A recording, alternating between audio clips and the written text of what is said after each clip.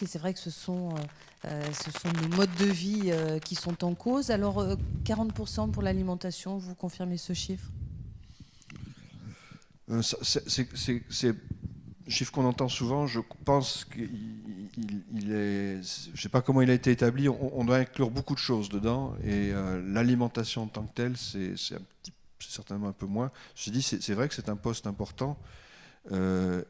Et que c'est vrai aussi que tout l'usage qu'on fait du pétrole, du gaz naturel, c'est un usage pour notre confort, pour nos transports, pour notre énergie, pour notre chauffage, bien sûr. Et c'est quelque chose qui... alors, je, bien sûr, il faut poser ça au problème au niveau des sociétés. En même temps, je crois qu'il faut poser ça au niveau des sociétés. Comment dire, je vais le dire autrement. Il y a bien sûr un problème de responsabilité individuelle et qui se pose comme tel par rapport à ça et qui interroge chacun d'entre nous et qu'il est important de prendre en compte et qui est lié à notre mode de vie.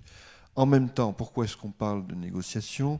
Mais moi, j'ai aussi essayé de dire que je crois très fortement à toutes les solutions qui sont des solutions qu'on peut prendre à un niveau municipal, régional. Et j'ai essayé de travailler dans ces domaines-là parce que je crois que c'est le domaine dans lequel on peut aussi se projeter.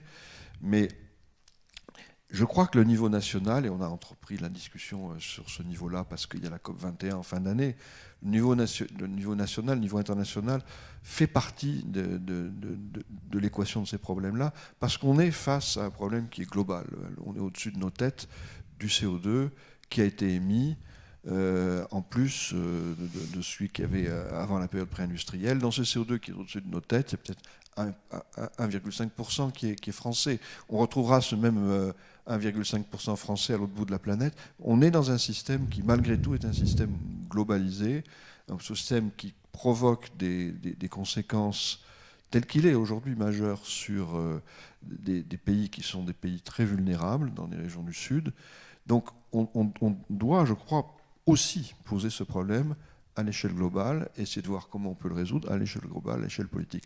Mais je suis d'accord que ce n'est pas la seule dimension du problème et que par ailleurs, il n'existe pas dans le bureau des hommes politiques des boutons qu'on peut tourner pour diminuer les gaz à effet de serre, que ça relève d'incitation qui va toucher tout le monde et in fine, chacun d'entre nous.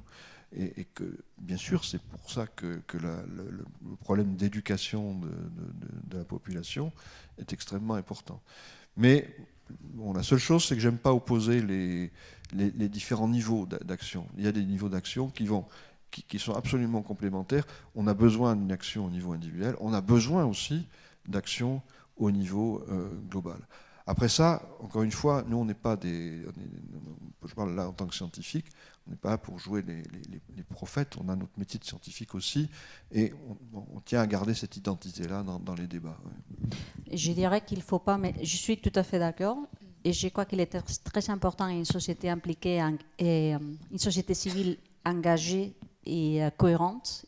On a chacun ses propres incohérences et il faut travailler sur la cohérence, mais il ne faut pas mépriser ou relaxer la pression vers les institutions publiques. Je veux dire, je crois que... Oui, c'est ça. Non, je sais bien. Mais je veux dire que parfois, c'est pas 100% juste non plus de dire que c'est une question que chacun doit faire. Bien sûr que chacun doit faire, mais ce qu'on doit demander en parallèle, parce qu'il y a des différents niveaux d'action, bien sûr, c'est de mettre en place la capacité d'aligner, de donner de la cohérence dans les différents niveaux des décisions et des politiques publiques. Mais oui, tout à fait d'accord.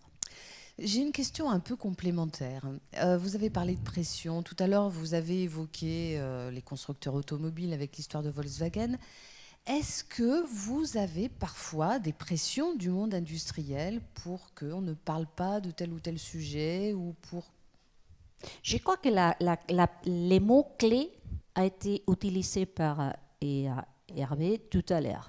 C'est les temps, la gestion du temps. Alors, pour beaucoup d'industriels, pour beaucoup de gens qui ont fait des grands investissements et qui ont beaucoup d'argent déjà mis dans les systèmes, et toute une histoire s'adapter et renoncer à une bonne partie de ce qu'ils savaient trouver que c'était la bonne chose à faire il y a très peu de temps.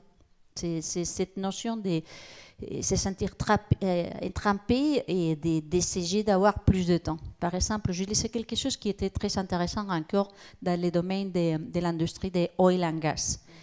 Et à quel point ils trouvaient qu'il y avait encore beaucoup de temps devant eux parce qu'ils savaient des produits qui étaient très demandés, qui allaient être très demandés pour les années à venir, parce qu'ils étaient certains que les gouvernements, les leaders politiques, même s'ils disaient beaucoup autour des changements climatiques, ils ne se sentiraient pas assez fortes pour mettre en place des décisions très, très dures parce que les gens allaient réagir. Moi, je vais utiliser ma voiture, n'importe. Et la troisième chose, parce que l'évolution technologique pour substituer d'une façon généralisée qu'on a aujourd'hui allait prendre plus de temps. Et tout d'un coup, on voit qu'il commence à changer. Et je crois qu'il commence à changer parce que les évolutions technologiques sont en train de se passer plus vite que prévu, y compris l'utilisation industrielle des gaz, parce qu'il y a une réaction qui commence à monter d'un point de vue investisseur à long terme, citoyen qui se demande autre chose, et qu'alors il y a de plus en plus ce sentiment que la pression vers les politiciens n'est plus donne-moi plus de temps pour rester où je suis, mais écoute, je vais te regarder, qu'est-ce que tu fais? Parce qu'il y a beaucoup d'autres intérêts qui sont des intérêts publics que tu devrais être en train de répondre, pas seulement garder. Mais je crois qu'il faut penser vraiment que pour réussir, on doit avoir la double vision. De quoi on a besoin et comment c'est le processus, comment on se débarrasse de ce dont on se vient et que ce n'est pas seulement qu'on n'a plus besoin, mais que ça nous gêne.